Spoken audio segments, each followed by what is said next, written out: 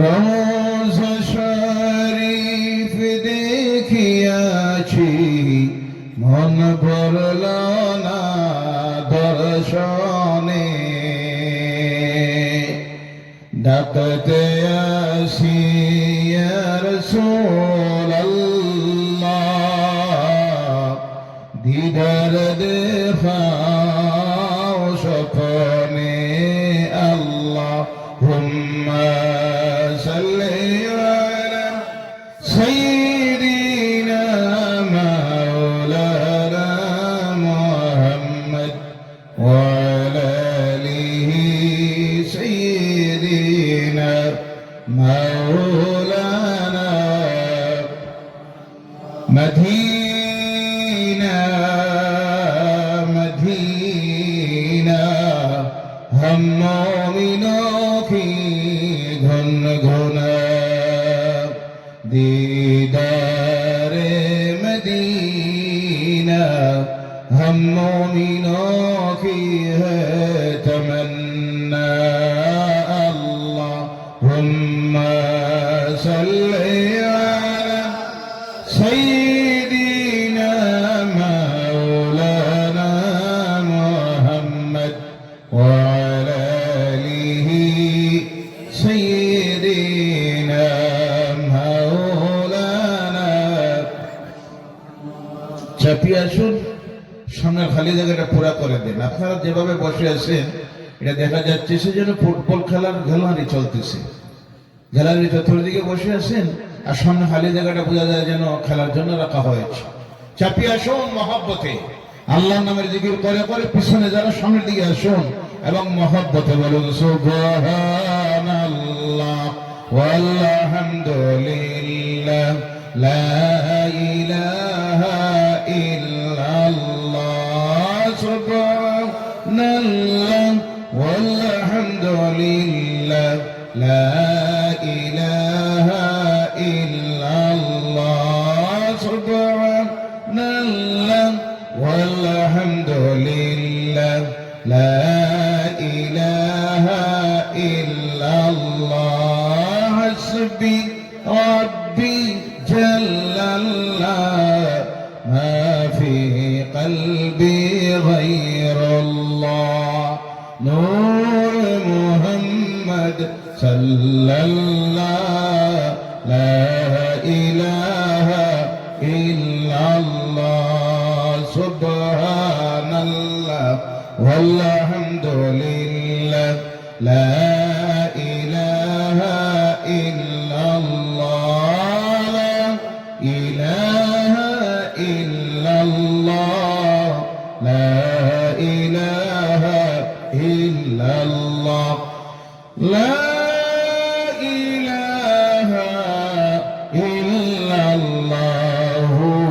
মুহাম্মাদুর রাসূলুল্লাহ সাল্লাল্লাহু আলাইহি ওয়াসাল্লাম। ত্রিপুরা রাজ্যের কৈলাস শহরের শহরতলিতে অবস্থিত শ্রী শ্রীনাথপুর আশরাফিয়া হাফিজিয়া মাদ্রাসা অষ্টমতম বার্ষিক আজিমুশান ওয়াজ মাহফিলের সম্মানিত সভাপতি, তৎসঙ্গে আজকের এই মাহফিলের সম্মানিত আমন্ত্রিত উলামায়ে কেরাম, মঞ্চে উপবিষ্ট সমাজের বিভিন্ন শ্রেণীর সমাজসেবীরা, রাজনীতিবিদেরা, শিক্ষাবিদেরা, আল্লাহ রাসূলের ওয়ারিসান উলামায়ে কেরাম, বিভিন্ন এলাকা থেকে আগত সমাজের সবচাইতে সম্মানিত ব্যক্তিত্ব যারা, বিভিন্ন মসজিদের ইমাম সাহেবান, সামনের দিকে উপস্থিত সম্মানিত মুরব্বিয়ানে কেরাম, বিশেষ করে প্রাণ প্রিয় যুবক ভাইয়েরা, তৎসঙ্গে পর্দার আড়ালের সম্মানিতা মা ও বোনেরা, এছাড়াও আমাদের আলোচনার আওয়াজ যতটুকু জায়গায় যাচ্ছে সেই সব এলাকায় বসবাসরত আমাদের অন্যান্য ধর্মাবলম্বী ভাই ও বোনেরা, সর্বপ্রথমে মহান স্রষ্টা আল্লাহ সুবহানাহু ওয়া তাআলা লাখ কোটি শুকরিয়া আদায় করি যে আল্লাহ পাক সুবহানাহু ওয়া তাআলা এই ব্যস্ততম পৃথিবী সকল প্রকারের ব্যস্ততা থেকে যে আল্লাহ পাক আমাদেরকে মুক্ত করে আজকের এই রাত্রিতে আল্লাহর কালাম কোরআনুল কারীম থেকে কিছু আলোচনা করার জন্য এবং শোনার জন্য সিলেকশন দিয়েছেন। তৎসঙ্গে পৃথিবীর মানুষ যখন গুনার দিকে যাচ্ছে, পাপাচারে পৃথিবীর মানুষ যখন আজকে নিমজ্জিত, সেই সময়ে আল্লাহ সুবহানাহু ওয়া তাআলা আমাদেরকে দুনিয়ার সকল প্রকারের পাপাচার থেকে মুক্ত করে এই শান্তির পরিবেশে তার কালাম কোরআনুল কারীমের আলোচনা করার জন্য এবং শোনার জন্য সিলেকশন দিয়েছেন।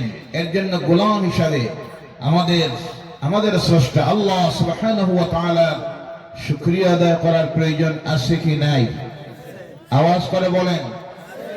এর জন্য আমরা সকলে আলোচনা শুরুর পূর্বে আমাদের রব আল্লাহ সুবহানাহু ওয়া তাআলার শিখানো ভাষায় তারই কালাম কোরআনুল কারীমের প্রথম সূরার প্রথম আয়াত তিলাওয়াত করে আল্লাহর শুকরিয়া আদায় করি। সকলে আমার সঙ্গে তিলাওয়াত করুন। বিসমিল্লাহির রহমানির রহিম। আলহামদুলিল্লাহি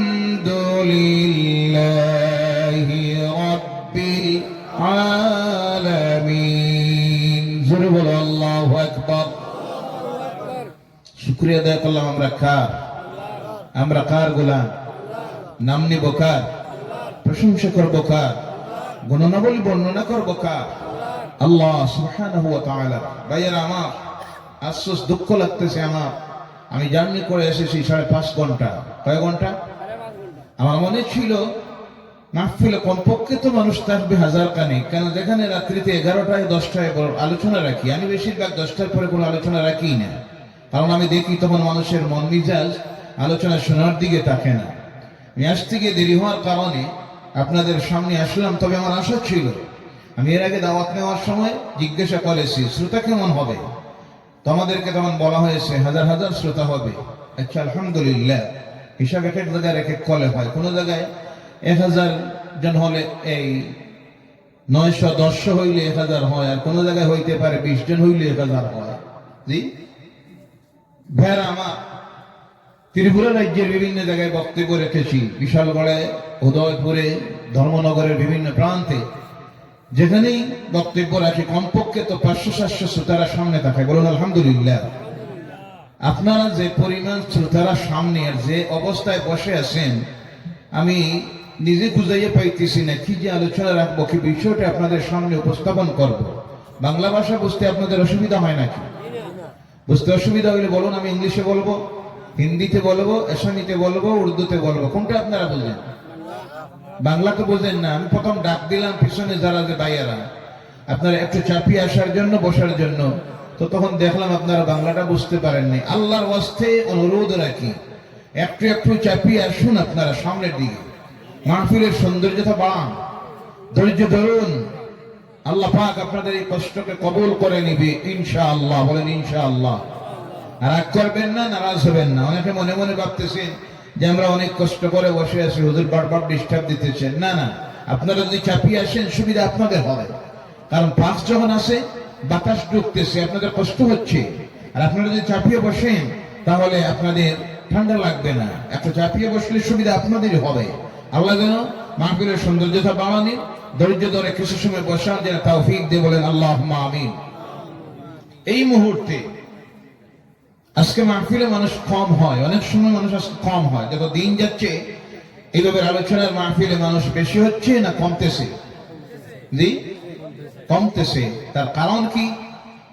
1 নম্বরের কারণ হলো মানুষ আজকে গুনার কাজ করতে করতে গিয়ে মানুষের এই হৃদয়, মানুষের এই হার্ট কল্ব যাকে বলা হয়, ওই কল্ব অপবিত্র হয়ে গেছে, মুর্দা কল্বের মানুষ হয়ে গেছে, অসুস্থ হৃদয়ের মানুষ হয়ে গেছে।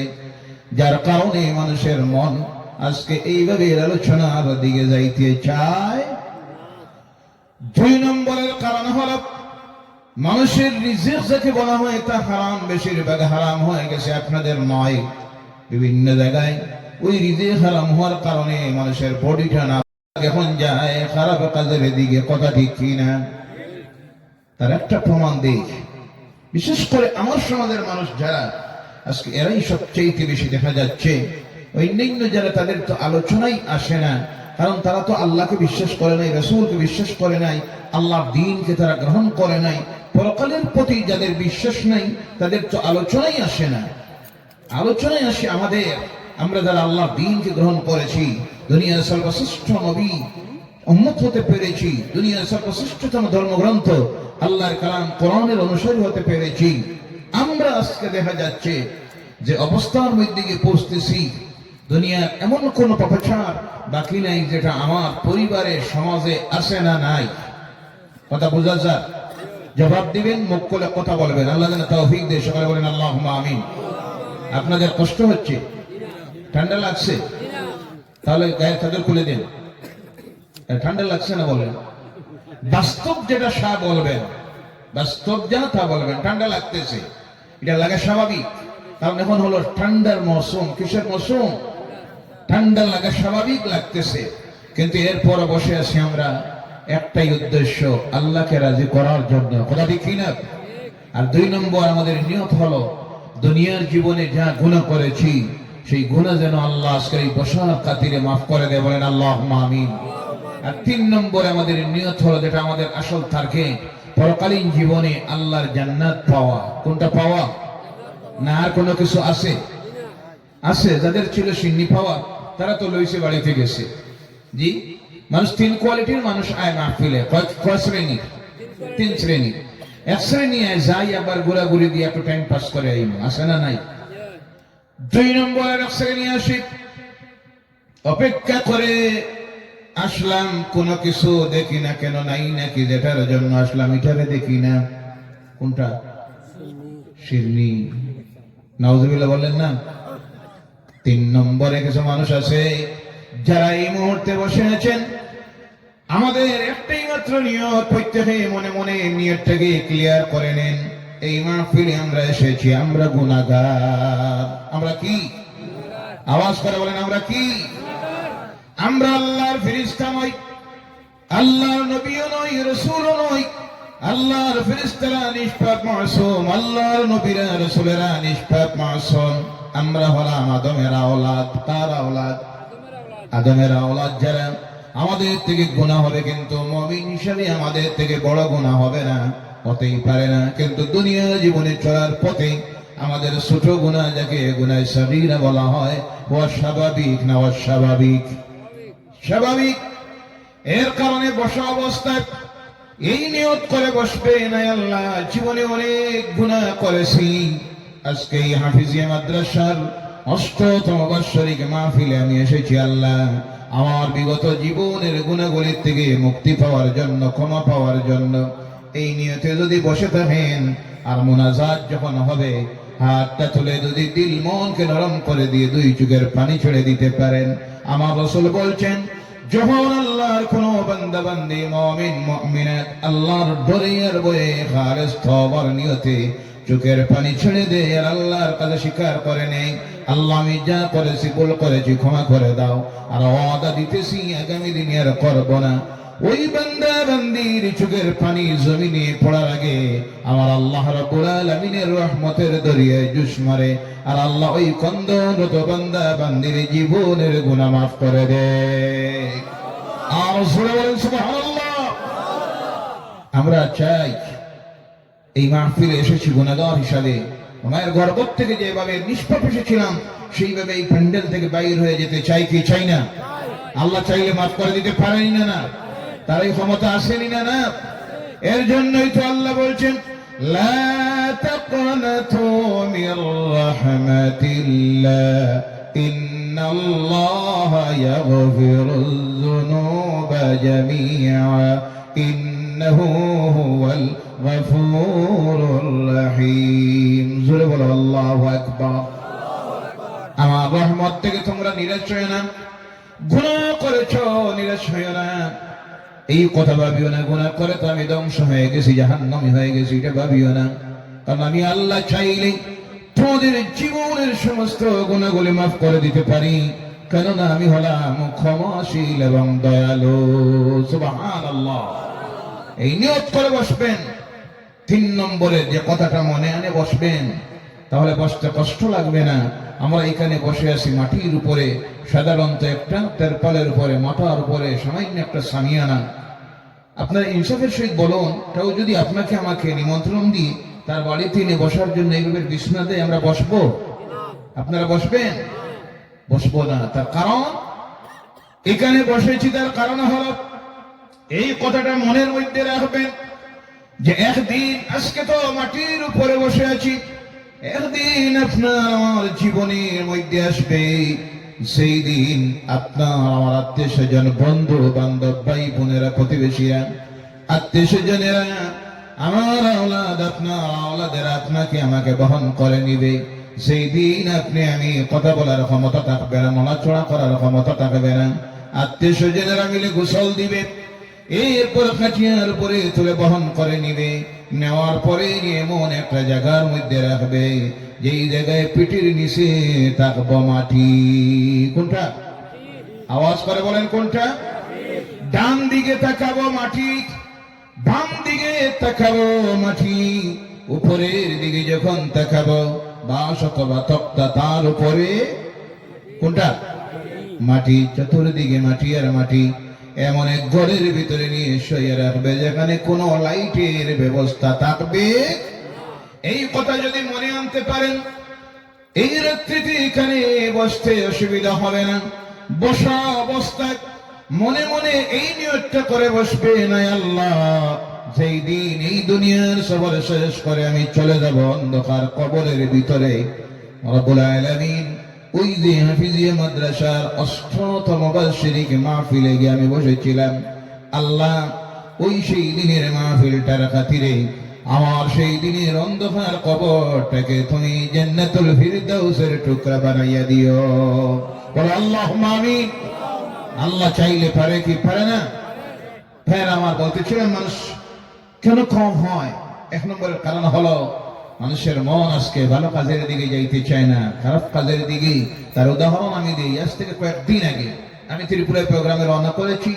তোমার ঘর থেকে বাইর হতে হয় 1টার সময়। কয়টার সময়? একটা খেলার মাঠ দিয়ে পাশ দিয়ে আমি যখন যাচ্ছি, গোটা এলাকাটা হলো হিন্দু অধ্যুষিত এলাকা। যাওয়ার পরে দেখি বাঁচতেছে 2টা। কয়টা? কথা বলবেন কয়টা? 2টা। খেলা আরম্ভ হবে 3টার সময়। কয়টার সময়? 3টার সময়। 2টার সময় দেখি গোটা ফিল্ডের খেলারি সহ চতুর্দিকে হাজার হাজার মানুষ দাঁড়াইয়া আছে। খেলা এখনো শুরু হয় নাই, হওয়ার দেরি আছে 1 ঘন্টা। কয় ঘন্টা? যারা এখানে গিয়ে দাঁড়িয়ে আছে তারা অন্য ধর্মের মানুষ নয়। আমি দেখলাম খবর নিয়ে 80% আমার সমাজের মানুষেরা। বলো নাউযুবিল্লাহ। আরো খবর নিয়ে দেখলাম এখানে অনেক এসে গেছে 12টার সময়। কয়টার সময়? সঙ্গে টিফিন লইয়া। টিফিন বুঝেন তো? টিফিন নিয়ে, মানে পরে গেলে জায়গা পাওয়া দেখছো না। নাউযুবিল্লাহ বলেন। যে জাতি, যে কওম আজকে মাহফিলে এইভাবে হাজির হওয়ার কথা ছিল, মসজিদে এইভাবে হাজির হওয়ার কথা ছিল, আজ প্যান্ডেলে, ওয়াজের প্যান্ডেলে তারা না, তাফসীরুল কোরআনের মাহফিলে নেই, মসজিদে নয়, মক্তবে নয়, মাদ্রাসা নয়, তারা ছুটতেছে ফুটবল খেলার মাঠের দিকে। যার জন্য এই পৃথিবীতে আজকে এই কওমের যে দুরবস্থা, যে বিপর্যয় শুরু হয়েছে, তারা যদি ফিরে না আসে আল্লাহ এই অবস্থা পরিবর্তন করে দিবে। ফিরে আসতে হবে হেদায়েতের দিকে। কথা বুঝো না? 1 নম্বরের কারণ।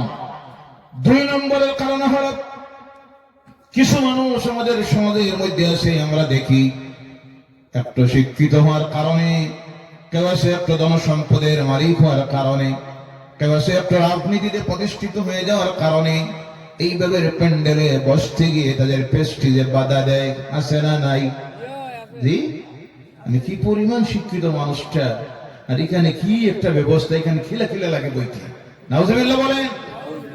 এখানে রিক্সা চালক, শ্রমিক, ড্রাইভার, অটো চালক, সব শ্রেণীর মানুষগুলি, আর আমি এখানে কিভাবে ভয়। কোন মুমিন ঈমানদার যার ভিতরে সরিষা দানা পরিমাণ যদি ঈমান থাকে, এখানে বসতে তার কোনো বাধা। আমরা এই শিক্ষা দিয়েছে আমাদেরকে ইসলাম, কে দিয়েছে? আরেকটা কারণ হলো কিছু মানুষ আছে যারা ভাবে, অনেকে কমেন্ট করে, কইতে সব হইল নেরাউলির ওয়াজ। নাউজুবিল্লাহ বলে না। আজকে আধুনিক যুগ, মোবাইল বাইর করলে আন্তর্জাতিক স্তরের ইন্টারন্যাশনাল ইসলামিক স্কলার যারা, বক্তা যারা, ডক্টরেট উপাধিপ্রাপ্ত, তাদের আলোচনা সার্চ করলে পাওয়া যায়। তা মাহফিলে যাওয়ার কি প্রয়োজন আছে? অনেকে ভাবে লাইভ টেলিকাস্ট হয়, ঘরে বসে বসে দেখা যায়, মাহফিলে যাওয়ার কোনো প্রয়োজন নাই। নাউজুবিল্লাহ বলেন না। আপনারা বলুন, ঘরে বসে যারা ওই কমেন্টগুলি করে যে আন্তর্জাতিক স্তরের বক্তার বক্তব্যগুলি পাওয়া যায়, খোঁজ খবর নিয়ে দেখা নিজে ওই বক্তার নামাজও পড়ে, কথা ঠিক কিনা? 2 নম্বরের কারণ হল ওই যে বলতেছিলাম, এখানে বসে আলোচনা যারা শুনছেন আর ঘরে বসে যদি কেউ ওই আলোচনা শুনে, দুইটা সমান। কথা বলবেন, দিন এবং রাত্রির ব্যবধান। তার কারণ হলো এই মুহূর্তে আপনারা এখানে বসে আছেন আল্লাহর মেহমান হয়ে। সুবহানাল্লাহ। কার মেহমান? আল্লাহর মেহমান হয়ে। আর যারা ঘরে বসে আছে তারা কার মেহমান? তার বউর মেহমান। কার? রাস্তা যারা হাঁটতেছে এরা তো শয়তানের মেহমান, ঘুরাইতেছে আর হাঁটাইতেছে। ভাইরা আমার, 2 নম্বরের কারণ হলো এই মুহূর্তে আপনারা যারা এখানে বসে আছেন আল্লাহর রহমতের সুশীতল ছায়ায়। সুবহানাল্লাহ বলেন। ঘরে যারা, তারা এই রহমত থেকে বঞ্চিত। কথা বোঝা গেছে? 3 নম্বরে হলো এখানে আপনারা যতক্ষণ বসে আছেন, আল্লাহর রাসূল সাল্লাল্লাহু আলাইহি ওয়াসাল্লাম বলছেন, আল্লাহর কোন বান্দা বান্দে মুমিন মুমিনাত যখন আল্লাহর কালাম কোরআনুল কারীম থেকে আলোচনা শোনার জন্য, জানার জন্য, শেখার জন্য বসে যায়, সঙ্গে সঙ্গে আল্লাহ রাব্বুল আলামিনের সৃষ্টির কুল মাখলুক এদের মাগফিরাতের জন্য আল্লাহর কাছে দোয়া করতে থাকে। সুবহানাল্লাহ। এখানে আমরা এখন বসে আছি আর আমাদের জন্য আল্লাহ সৃষ্টির কুল মাখলুক আল্লাহর কাছে দোয়া করতেছে। আল্লাহ, ওই যে মানুষগুলি সারাদিনের পরিশ্রমের পর ক্লান্ত, আগামীকাল বিভিন্ন ব্যস্ততা আছে তা জানার পরও চোখ টানতেছে ঘুমের দিকে, মন চাইতেছে বিছানার দিকে, কিন্তু এরপরও বসে রয়েছে। আল্লাহ, তোমার দরবারে আমরা আরো রাখি, এরা বসেছে তোমার কালাম থেকে শিখার জন্য, জানার জন্য। তাই মাবুদ, তোমার দরবারে আমরা দোয়া রাখি, ওই মানুষগুলির জীবনের গুনাহগুলি মাফ করে দাও। বলো আল্লাহুম্মা আমিন। আমরা গুনাহগার, আমাদের দোয়া কবুল হতে পারে, নাও হতে পারে, কিন্তু আল্লাহ ফেরেশতারা মাসুম নিষ্পাপ। আল্লাহ সৃষ্টির মাখলুক যখন দোয়া করে, আল্লাহ সেই দোয়া ফিরাইয়া দেয় না। এর কারণে ধৈর্য ধরে বসুন। এই বসার কারণে আল্লাহ পাক আমাদের জীবনের গুনাহ মাফ করে দিবেন। বলেন আল্লাহুম্মা আমিন। তিলাওয়াত করেছি আল্লাহর কালাম কোরআনুল কারীম থেকে 2টা আয়াত। কয়টা? এর উপরে সংক্ষিপ্ত আলোচনা রাখবো যদি আপনারা ধৈর্য ধরে বসেন। আর যদি আপনারা উঠা বসা করেন তাহলে বুঝবো আপনারা বিরক্ত হয়ে গেছেন, মোনাজাত করে আলোচনাকে শেষ করে দিব ইনশাআল্লাহ। কথা বোঝা গেছে? আপনারা ঘরে যাইতে সময় লাগবে বেশি থেকে বেশি 10 মিনিট। আমি আমার ঘরে যাইতে লাগবো 5 ঘন্টা। কয় ঘন্টা? আমি কোনো জায়গায় রাত্রে থাকি না। রিকোয়েস্ট করা হয়েছিল দাওয়াত দেওয়ার সময় আপনি থাকবেন, আমি বলছি না, আমার পার্সোনালি অসুবিধা আছে। আমি আগরতলা থেকে রাত্রে ঘুরে রওনা করে দিই, আমি কোনো জায়গায় থাকি না, এটা বিরাট আমার প্রবলেম। কিন্তু ধৈর্য ধরে আপনারা থাকবেন তো ইনশাআল্লাহ? বলেন ইনশাআল্লাহ। আল্লাহ তাআলা তৌফিক দিয়ে বলেন আল্লাহুম্মা আমিন। ভাইরা আমার, এই পৃথিবীর আজকে যে সিচুয়েশন, যে অবস্থা তৈরি হয়েছে, সারা পৃথিবীর যেদিকে আমরা তাকাই আমরা দেখতেছি অশান্তি আর অশান্তির পরিবেশ তৈরি হয়েছে। কথা ঠিক কিনা? হিংসা, বিদ্বেষ, ধর্মে ধর্মে দ্বন্দ্ব, জাতিতে জাতিতে দ্বন্দ্ব, মানুষের কাছে দয়া মায়ার বিদায় হয়ে গেছে, মানুষের মধ্য থেকে মানবতার বিদায় হয়ে গেছে, ভ্রাতৃত্ববোধের বিদায় হয়ে গেছে, সৈন্যের বিদায় হয়ে গিয়ে এক শ্রেণীর মানুষ আজকে আকৃতিতে মানুষ আর প্রকৃতিতে জন্তু জানোয়ারের চাইতে আরো নিকৃষ্ট হয়ে গেছে। কথা ঠিক কিনা? তার প্রমাণ আমি সেই দিনে বলেছি, আজও বলছি। কয়েকদিন আগে আমরা সোশ্যাল মিডিয়া মাধ্যমে দেখলাম আমাদের প্রতিবেশী দেশ বাংলাদেশ। কোন দেশ? ওই দেশে কিছু ধর্মীয় উদ্মাদা ধর্মের নামে একজন হিন্দু যুবককে, যার নাম শিবদাস, কি দাস, তাকে হত্যা করলো, পিটাইয়ে মারলো। নাউযুবিল্লাহ বলেন। সত্য মিথ্যে জানি না, সোশ্যাল মিডিয়া আমরা যা দেখেছি, বাস্তব তো আমরা দেখি নাই। এরপরে গাছে ঝুলাইল, এরপর আগুন ধরাইয়া জ্বালাইল। নাউজুবিল্লাহ বলেন। যারা এই কাজ করেছে, এইভাবে কাজ যারা করে তারা মুসলমান হইতে পারে? জোরে বলবেন, তারা মুসলমান হইতে পারে? তারা ইসলাম ধর্ম অবলম্বী হতে পারে? কোরআন এই শিক্ষা আমাদেরকে দেয়, আমার রাসূল এই শিক্ষাও দেন নাই। কারণ ইসলাম হলো শান্তির ধর্ম, মানবতার ধর্ম। একজন মুসলমানের ভিতরে সরিষার দানা পরিমাণ যদি ঈমান থাকে, সেই ব্যক্তি এইভাবে কাজ করতে পারে না। আমি সেই দিনে বলেছি, আজও বলছি, আমরা আজকের এই মাহফিল থেকে তীব্র নিন্দা জানাই, প্রতিবাদ জানাই। সেই সঙ্গে প্রশাসনের মাধ্যমে, মিডিয়ার বাইরে থাকতে পারেন, আপনাদের মাধ্যমে সেই দেশের তত্ত্বাবধায়ক সরকারের কাছে আমাদের দাবি হলো, এইভাবে যে মানুষগুলি মানবাকৃতির জন্তুছানা উদ্মাদা, ধর্মীয় উদ্মাদা, এই যে নির্মমতম ঘটনা করলো, কাজ করলো, এদেরকে আইনের আওতায় এনে সুবিচার করে ফাঁসির মঞ্চে যেন দোলানি হয়। কথা ঠিক কিনা? তৎসঙ্গে আমার এই দেশেও কিছু সংখ্যক ধর্মীয় উন্মাদরা আছে না নাই? যারা আজ রাস্তাঘাটে নিরপরাধ অসহায় মানুষ, অটো চালক, রিক্সা চালক, শ্রমিক শ্রেণীর মানুষগুলি ধর্ম জিজ্ঞাসা করে ইসলাম ধর্ম অবলম্বী হওয়ার অপরাধে রাস্তায় পিটাইতেছে, আছে না নাই? দাড়ি টুপি রাখার অপরাধে, রাসূলের সুন্নতের উপরে আমল করার কারণে দেশের বিভিন্ন প্রান্তে এই মানুষগুলিকে নির্মম ভাবে হত্যা করতেছে। এর তীব্র নিন্দা আমরা জানাই। এবং আমার এই দেশের প্রশাসন, সরকারের কাছে আমাদের দাবি হলো, এদেরকেও যেন আইনের আওতায় এনে কঠোর শাস্তির ব্যবস্থা যদি করা না হয়, একদিন আসবে যেই দিন ভারত, বাংলাদেশ শুধু নয়, এই অবস্থা যদি চলতে থাকে, সারা পৃথিবী থেকে শান্তির বিদায় হয়ে সারা পৃথিবী জুড়ে অশান্তির আগুন জ্বলবে। এটা আমরা চাই না। আল্লাহ যেন হেফাজত করে, সকলে বলেন আল্লাহুম্মা আমিন। কিন্তু সেই সঙ্গে আমি বলেছি, আজও বলছি, বাংলাদেশে যদি কোনো হিন্দু ভাই আমাদের নির্যাতিত হয়, এর জন্য ভারতের মুসলমান দায়ী। ভারতের যদি কোনো মুসলমান নির্যাতিত হয় ওইসব জালিমদের, মানবাকৃতির ধর্মীয় উন্মাদ নরপশুদের হাতে, এর জন্য বাংলাদেশের হিন্দুরাও দায়ী নয়। যারা এইসব কাজ করে, এদের কোনো ধর্ম, তাদের একটাই টার্গেট, সমাজে অশান্তি তৈরি করে, ফিতনা তৈরি করে নিজের ব্যক্তির স্বার্থকে আদায় করা। কথা ঠিক কিনা ভাইরা আমার? কেন এই অবস্থা তৈরি হচ্ছে? এটা আজকের নয়, একটা সময় ছিল। এই পৃথিবীতে বিভিন্ন সময় এইভাবে অবস্থা যখন তৈরি হয়েছে, আল্লাহ রাব্বুল আলামিনের পক্ষ থেকে এই দুনিয়ার মানুষকে হেদায়েত করার জন্য, সিরাতে মুস্তাকিমের রাস্তায় আনার জন্য, কুফরিয়ত থেকে, শিরকিয়ত থেকে, বিদআত থেকে মানুষকে সিরাতে মুস্তাকিমের রাস্তায় আনার জন্য, জাহান্নামের রাস্তা থেকে জান্নাতের রাস্তা ধরাইয়ে দেওয়ার জন্য আল্লাহর পক্ষ থেকে যাদেরকে প্রেরণ করা হয়েছিল, তারা হলেন আল্লাহর নবী এবং রাসূলেরা। বলো সুবহানাল্লাহ।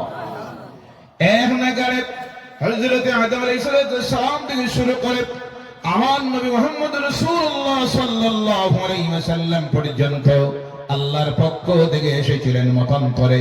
কেউ বলতেছেন 2,24,000, কিন্তু গ্রহণযোগ্য অভিমত হলো 1,24,000 আল্লাহর নবী আর রাসূলেরা এই পৃথিবীতে এসেছিলেন। পৃথিবীর এমন কোন জায়গা আল্লাহ বাকি রাখেন নাই যে এই কওমের কাছে নবী যান নাই, রাসূল যান নাই। এই কথা দুনিয়ার মানুষ কিয়ামতের দিন আল্লাহর কাছে বলতে পারবে না যে আল্লাহ, আমরা এমন এক জায়গায় ছিলাম, এমন এক দেশে ছিলাম, ইউরোপের, আমেরিকার, আফ্রিকার গভীর জঙ্গলের ভিতরে, এশিয়া মহাদেশের প্রত্যন্ত অঞ্চলে একটা রাজ্যে ছিলাম। আল্লাহ, তোমার কোন নবীর দাওয়াত আমাদের কাছে গিয়ে পৌঁছে নাই। এই অভিযোগ কিয়ামতের দিন আল্লাহর কাছে চলবে। এর জন্য আল্লাহ বলছেন তার কালাম কোরআনুল কারীমের মধ্যে, বিসমিল্লাহির রহমানির রহিম, ওয়া লিকুল্লি কওমিন হাদ। জোরে বলো আল্লাহু আকবার। প্রত্যেক জাতির কাছে আল্লাহর পক্ষ থেকে হাদী প্রেরণ করা হয়েছে। ও আমার ভাইরা, এই মক্কার অবস্থা এমন তৈরি হলো, মানুষের মধ্যে মানবতা বলতে কিছুই নেই। আজকে আমাদের সমাজের মধ্যে কেউ কারো বাড়ির মধ্যে গেলে অতিথি আপ্যায়নের জন্য আমরা নিয়ে শরবত দেই, ছা দেই, ফলমূল দেই, বিভিন্ন খাবার দেই, কিন্তু তাদের প্রচলন হয়ে গিয়েছিল তাদের বাড়িতে কোনো আত্মীয় আসলে পরে এর সামনে নিয়ে তারা প্রথম যে জিনিসটা রাখতো তার নাম ছিল মদ। নাউজুবিল্লাহ বলেন।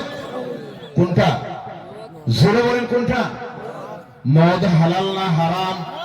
আরো জোরে বলতে হবে, হালাল না হারাম? হিরোইন হালাল না হারাম? গাঞ্জা হালাল না হারাম? নেশার ট্যাবলেট হালাল না হারাম? সকল প্রকারের নেশাদ্রব্যকে ইসলাম হারাম করেছে। এর জন্য আল্লাহ রাসূল বলেছেন কুল্লু মুসকারিন হারামুন, প্রত্যেক নেশা জাতীয় দ্রব্য হারাম। তার কারণ হলো ইসলাম শান্তি চায়। কি চায়? যে জিনিসে একটা মানব দেহে অশান্তি তৈরি করে, পরিবারে অশান্তি তৈরি করে, সমাজে অশান্তি তৈরি করে, রাষ্ট্রে অশান্তি তৈরি করে, পৃথিবীতে অশান্তি তৈরি করে, ইসলাম সেই সমস্ত জিনিসকে তা কিয়ামত পর্যন্ত চিরদিনের জন্য হারাম ঘোষণা দিয়েছে। বলো সুবহানাল্লাহ। তাদের